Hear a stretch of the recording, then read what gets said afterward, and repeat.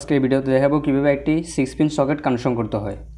তো অনেকে আমরা এটাকে 6 পিন সকেট বলি, আবার অনেকে কম্বাইন্ড সকেট, অনেকে এসির সকেট, আবার ফ্রিজ সকেট।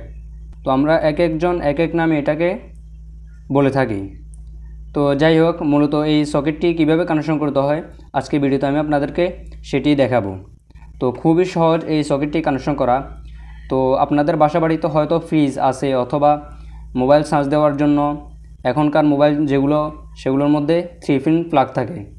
তো এই সকেটগুলো লাগানোর প্রয়োজন পড়ে। তো যদি আপনি এই ভিডিওটি দেখেন তাহলে টেকনিশিয়ান ডাকা লাগবে না, আপনি নিজেই খুব সহজে এই সকেটটি কানেকশন করে নিতে পারবেন অল্প সময়ের মধ্যে। তো অনুরোধ রইল ভিডিওটি না টেনে ধৈর্য ধরে দেখার জন্য।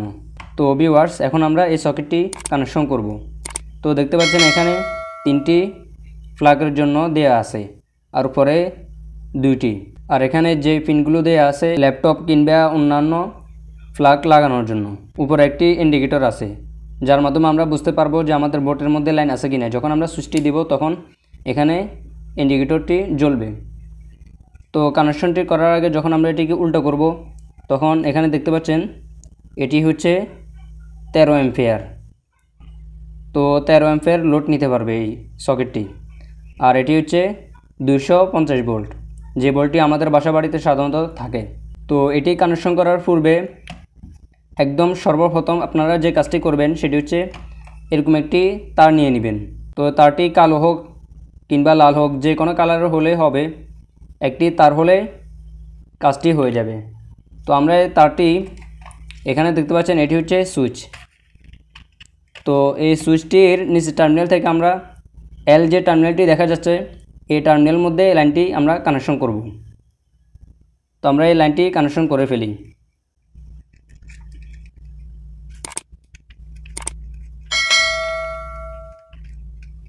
তো বাকি যে প্রান্ত আছে এই প্রান্ত আমরা এল টার্মিনালের মধ্যে কানেকশন করি।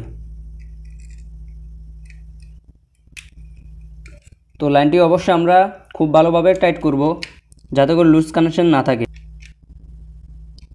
তো লুজ কানেকশন থাকলে এটি জ্বলে যাওয়ার সম্ভাবনা থাকে।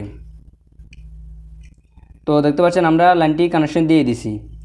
তো খুব সহজ কানেকশনটি করা, আপনারা দেখতে থাকুন ধৈর্য ধরে, তাহলে শিখতে পারবেন। আমরা যে স্থানে এই বোর্ডটি কানেকশন করব ওই স্থানে 3টি লাইন থাকবে। তো দেখতে পাচ্ছেন এখানে 3টি লাইন। তো আমরা লাইনগুলো আগে এই বোর্ডের ভিতর দিয়ে নিয়ে আনব। তো এখানে 3টি লাইনের মধ্যে লাল তারটি হচ্ছে ফেজ, আর কালো যে তারটি আছে এটি হচ্ছে নিউট্রাল, আর সবুজ কালার যে তারটি আছে এটি হচ্ছে আর্থিংয়ের।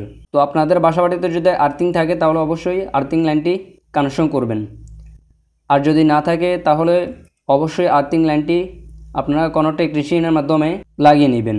তো যাই হোক, এখন আমরা লাইনটি কানেকশন করব।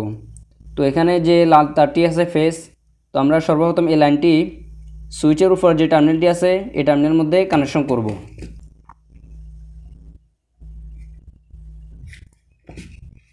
তো খুবই সহজ এই সকেটটি কানেকশন করা, আপনারা দেখতে থাকুন তাহলে শিখতে পারবেন।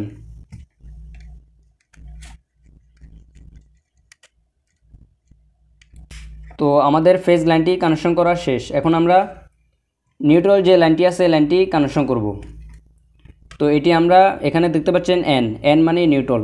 তো আমরা এই এনের মধ্যে এই লাইনটি কানেকশন করব।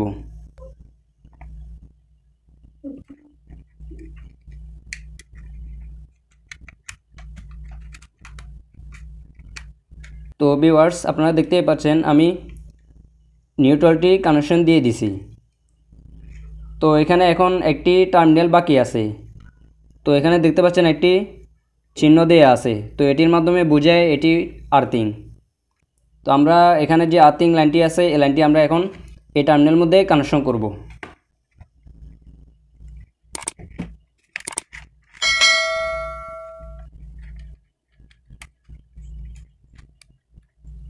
তো ভিউয়ার্স, দেখতে পাচ্ছেন আমাদের কানেকশন শেষ।